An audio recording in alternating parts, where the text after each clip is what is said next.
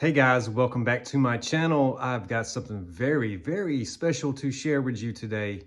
Now, I just had a self-realization, and if you're new to my channel, thank you for stopping by. I do hope you stay. I hope you subscribe, and I hope you drop a comment. And for everyone else returning, thank you for coming back. You may not be able to tell it, but inside, I'm like a little giddy kid right this minute. And part of my channel is built on word association, verses, word like with music, because I'm a DJ. So there's been a whole parallel of different things interwoven into my channel. But the other thing is the imagination. And I just recently uploaded a video about the imagination. Now, if you journey down the whole witchcraft thing and spelling and casting spells and magic and all that kind of stuff, you could get spooked. And perhaps there's a reason why society has set it up that way for you to be in fear of questioning things. However, I want to point out something when it comes to the imagination. Now, through the word associations and how words contain other words, I have been really digging into the imagination, and you can say things like, I am a magician, I imagination. If you say them a couple times back to back kind of fast, they start to blur into each other. So you see where I'm going. The imagination could be broken down. I image nation, or I am a magician. But what is there hidden within that if you break it down even further? Magi, and if you go and research Magi, you will find the three kings back in the Bible, the three kings seeking the northern star. They were the Magi. Or you could say Mary Magdalene, Magi, Magdalene. So there is a lot of interwoven with religion when it comes to some of these terminologies, how they played out in different cultures and how language gets passed down from generation to generation. And let me point something else out. Language, land gauge. How do you gauge land? Well, we build language, right? Large language models, that's AI. That is something that is current. Algorithms, which is patterns. The brain is a pattern recognition machine. And I hope I'm not going too fast. My goal with this video is not to lay everything out, because honestly, I'm so excited. I'm just hopping up here and I'm going to run down some things in hopes that it inspires you to start doing a little bit of research or some thinking, and maybe connect some dots for yourself that opens your eyes to seeing something differently, or perhaps answers some long unanswered questions that you've had in your own life. So language itself has its own fallacies, because again, we have things like the hidden K in knife. However, there's something else that struck me today with the imagination, and that is magnetism. Now, I think about Nikola Tesla once again, and I have done a few videos on him already. Magnetism. Wow. So what does that got to do with the imagination? Well, it's got a lot to do with it, actually. And once again, I have some sloppy written words on a piece of paper that are just key reminders for me to keep me on track. So what does the imagination have to do with magnetism? What about I magnet? I magnetic. I magician. I imagination. I magetic. What is a magnetic field? So most people, the average person, knows what a magnet is and what it does. It pulls two magnets, will either pull together or they will repel each other. Magnets are used in all kinds of industries. Perhaps you even played with magnets as a child.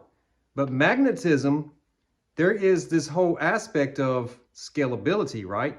So the macrocosm and micro and macrocosm of the universe is the scalability of things down to the tiniest particle up to the entire universe, and how you can see the correlation of everything, how it plays out in almost synchronistic ways. So when we talk about magnetic fields, we absolutely have them in the human body. And it is known from the heart as the electromagnetic field that the heart puts off. And here's something interesting. The heart is known as the fourth house. So if we think about this for a minute, for me personally in my own life, 4 has come up an awful lot. You have in astrology, you have the fourth house. The heart is the fourth chakra. Now get this, the word chakra also sounds similarly to Shakya, chakra. So there's a little slight of sound, but you can almost hear where chakra and chakra comes from, because we were talking about electricity and we were talking about magnetism, the electromagnetic field of the heart. Now something else, heart and hertz. You see the little impulses on a heart monitor. Well, we also have the hertz or frequency range in electromagnetism, or either in light waves. We have the sine waves and sound. So sound and light, they correlate highly with each other. Color correlates highly with each other. 528 is the center of the rainbow, which happens to be a shade of green, which is dead center, and there happens to be a frequency that goes along with that, that is said to be a natural healing tone. So what does the fourth house, the fourth heart, the fourth chakra, the heart, electromagnetic fields, and you know that if you are doing CPR, sometimes they will shock the body, Shakya, chakra. So I got to thinking about the word magnetic, and I got to trying to associate these different words that could possibly go together. And this is happening through my imagination as I'm jotting things down super quick. And so I looked up magnesium, and this is interesting. Magnesium is the fourth abundant compound in the body. I even circled 4 with a question mark. Wow, it's the fourth abundant compound in the body. Magnesium, magnetic fields. I am a magician. Imagination. Am I on to something, guys? So I did a quick Google search and I could not find anything that would correlate magnetism and light. Now, there's tons of videos out there when it comes to magnetism, but none of these actually are trying to draw the correlation that was just running through my head before I started this video that was making me feel all giddy.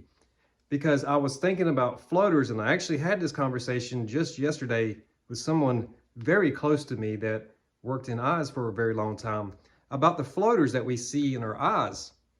Now, there may not be any correlation with that at all when it comes to magnets, but there is indeed another lens that you could look at things, and that is the law of polarity.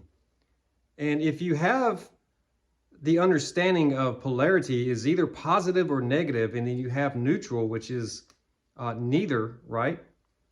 Then you would understand that through this lens of thinking, you could say a person has a negative outlook on life or a positive outlook on life that is dominant positive or dominant negative, or someone could be neutral. So in that way, yes, you could say magnetism, this person is polarized positive or polarized negative. But what does that have to do with the eyes?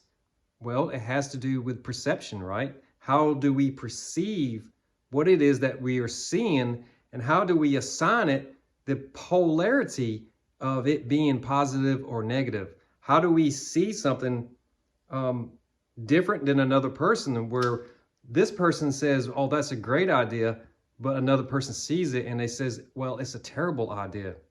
So perception, you wouldn't really draw that line on the surface level thinking, but it really got me to think, you know, I'm thinking Etch-a-Sketch, how you move the little wheels and the magnet moves around on the screen and it draws out and you can shake it and start over. You can observe magnetic fields. There's plenty of videos on YouTube where it shows how you spin the magnets around, how the little magnetic particles react to it. There is the magnetic field of the earth itself, which has a lot to do with things. And there is as Stephen Greer, which is somebody I have followed over the years, he uses the word electrogravitic magneto, which if you understand some of his work, he says that they replaced magnetism with gravity. And please don't hold my feet to the fire if I misquote him on that. But as to my understanding, and it really starts to make sense that maybe it's not gravity, maybe it's magnetism that's at work, and maybe there is more to it than meets the eye, so to speak. So now you see it, now you don't. Now this is a double entendre, because what is in the imagination, what is in my imagination, is hard for you to see unless you see me in action.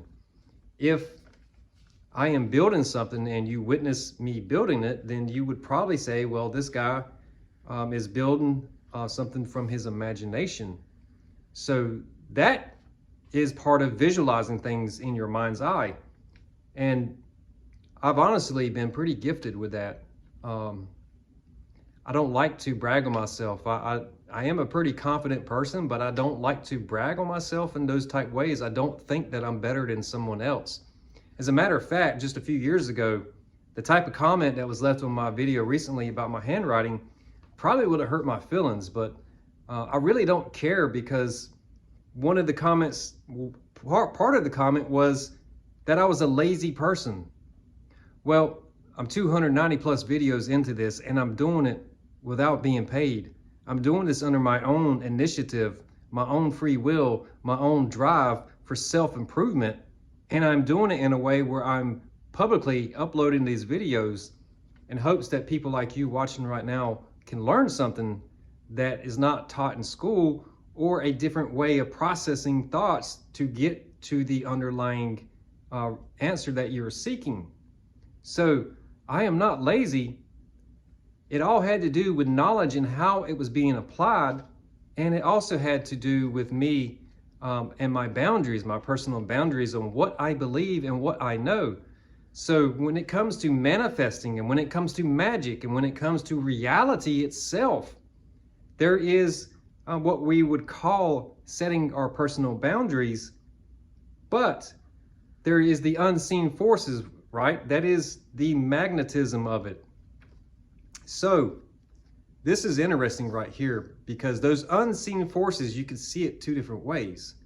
There is what is going on in my imagination, that if I don't speak it out and I don't act out in some kind of way, that you would never know what it is I'm imagining, right?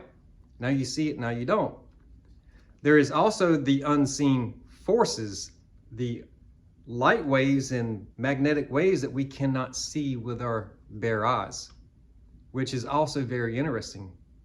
But going back to the fourth house, the heart chakra and the electromagnetic field that is put off by the heart. Some people call it an aura, some people call it an energy field, some people call it the vortex. It is all referring to that untapped field of energy that is around the body. And you can find plenty of examples throughout different cultures.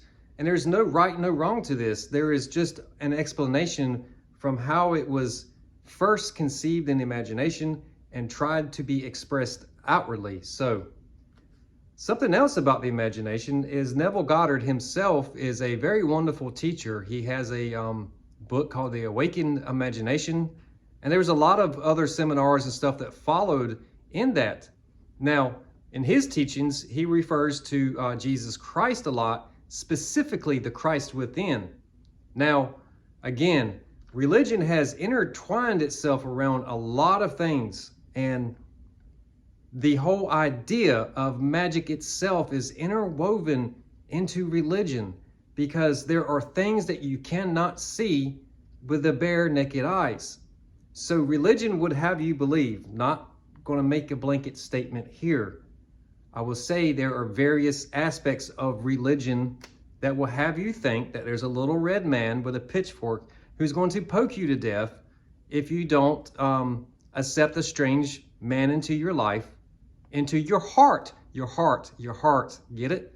If you don't accept this strange man into your heart as your savior, What is happening right there when something like that happens? If we look at this on a psychological level, guys, on a psychological level, we are outsourcing our imagination. We are taking on a belief that is on the outside of us. Why? Well, for not knowing, for one, for being a believer in something that we call blind faith, for two, and for three, peer pressure. There is a lot of peer pressure when it comes to religion. Again, various forms of religion, because there are so many different denominations and a lot of different belief systems. But when you start to understand this one simple concept about life, it will change yours in a dramatic way. Thoughts are neutral. Neutral. Thoughts are neutral, right? This doesn't make me feel good. It doesn't make me feel bad. I'm indifferent about a chapstick.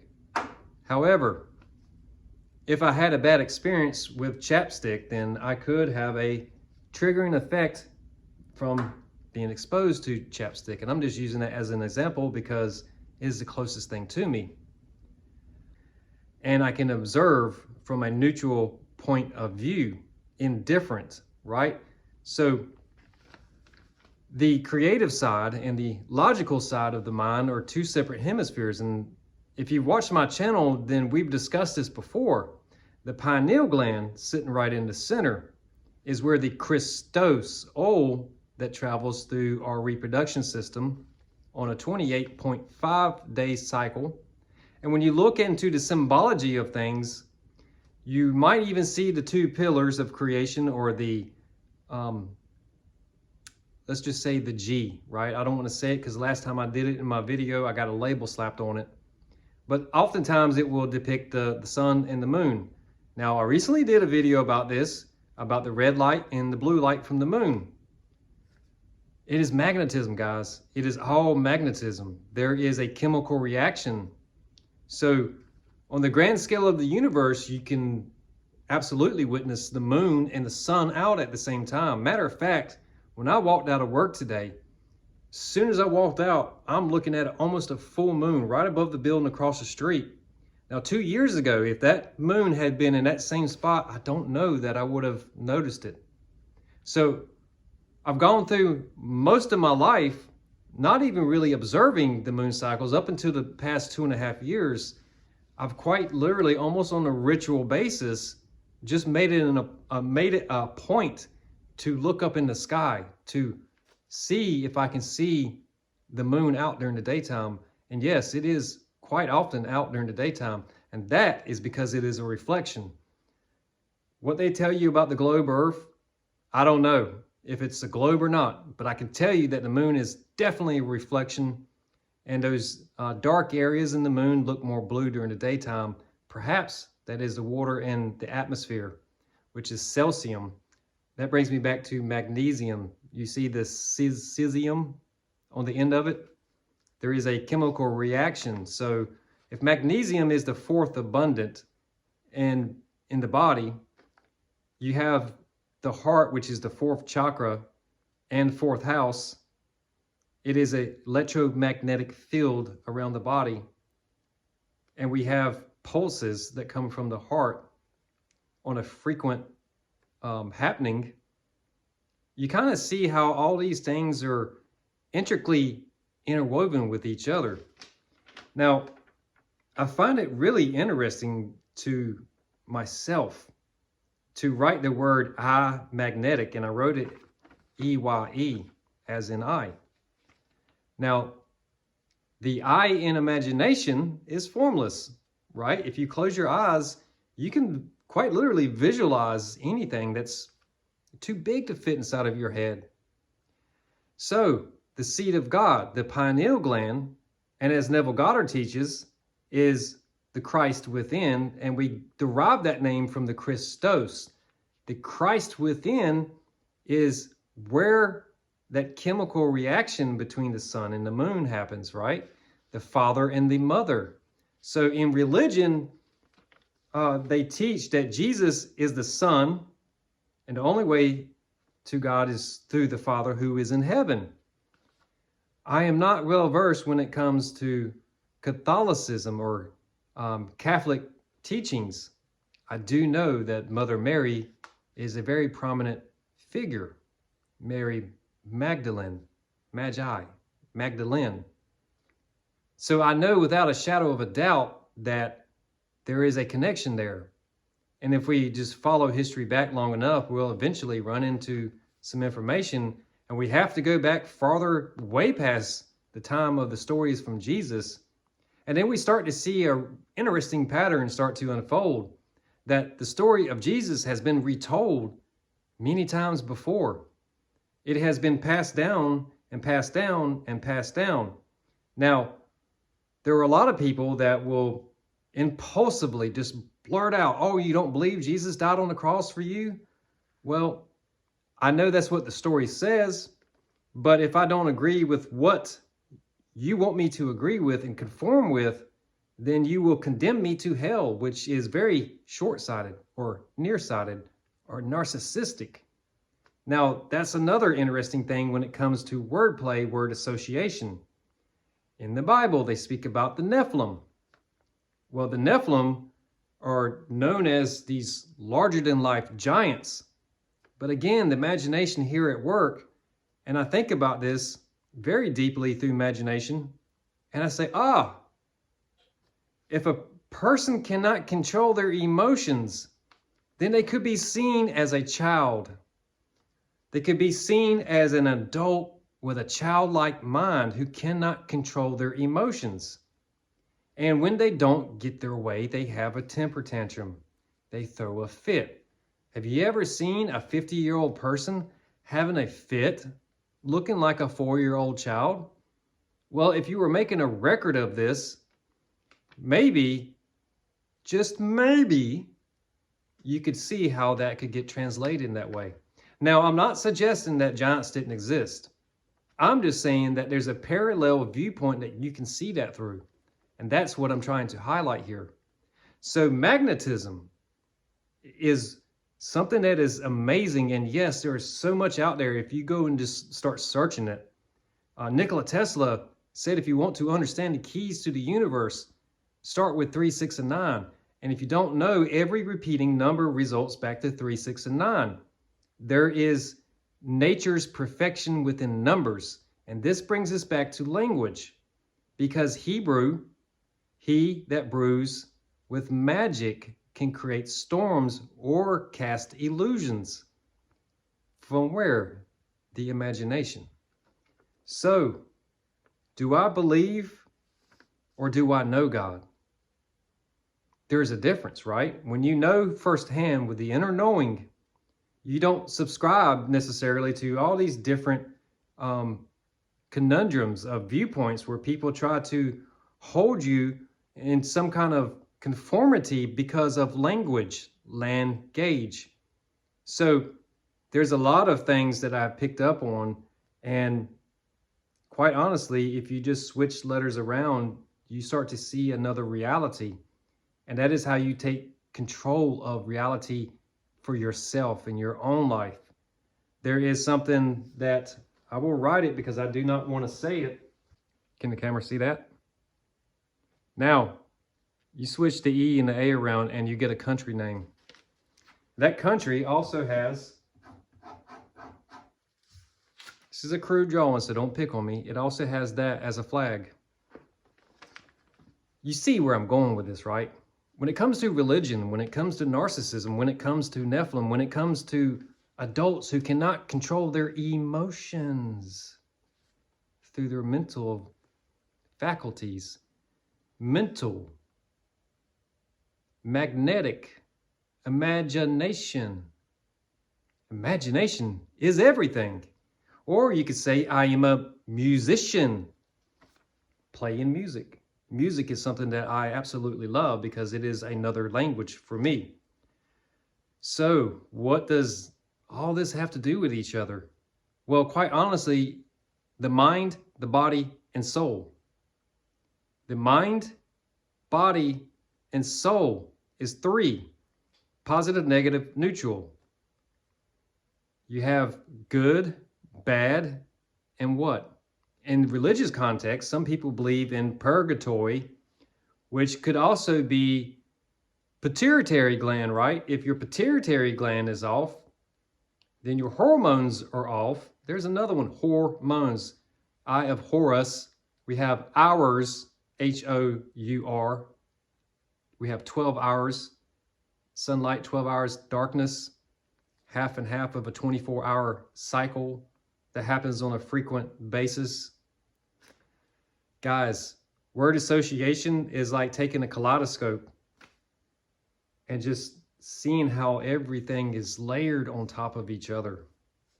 It is very interesting to me, the spelling of this and the connection to reality and the star, because in my last imagination video, and I will try to make a playlist for you guys, I spoke about what is the difference in a fallen angel and a rising star.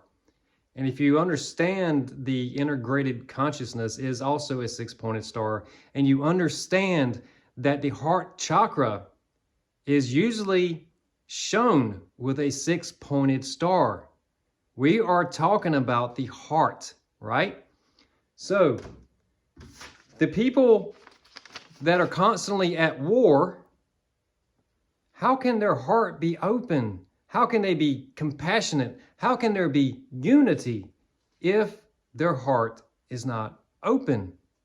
So how is the polarity set up on this?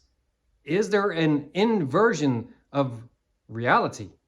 Well, for one, we know that we see upside down. The images hit our eyes and they are flipped upside down. We also know that a mirror is the opposite, right? Is the opposite. So our reality is quite literally twisted, folded, and inverted at the same time. We also have left and right, but the hearing and the hemispheres and the language, there is a lot going on that the brain is trying to decipher and decode. There is the electrical impulses that are firing off in the brain. I talked about this with Nikola Tesla. If you overlay the Tesla coil, the Tesla tower, over top of the chakras and the Kundalini energy, or the serpent, the coiled serpent, there's a striking resemblance there. And we have already spoke about magnets and magnetism and magnesium and the electromagnetic fields of the heart. We have kind of touched off on gravity a little bit. So guys, I'm hoping that this is making you think a little bit.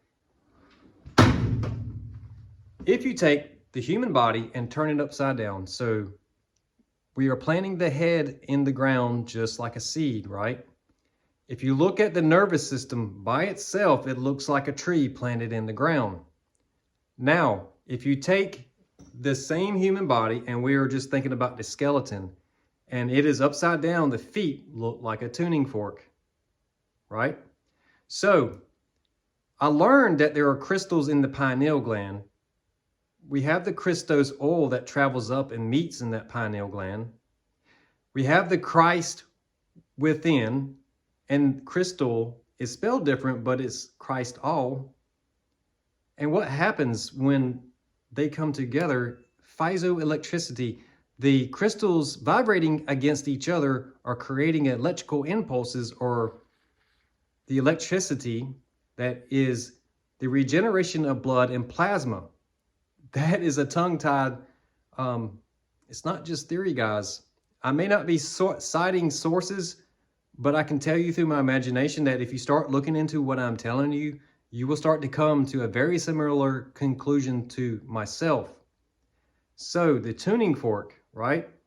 If those crystals are vibrating, they are creating a vibration in the body. They are releasing energy.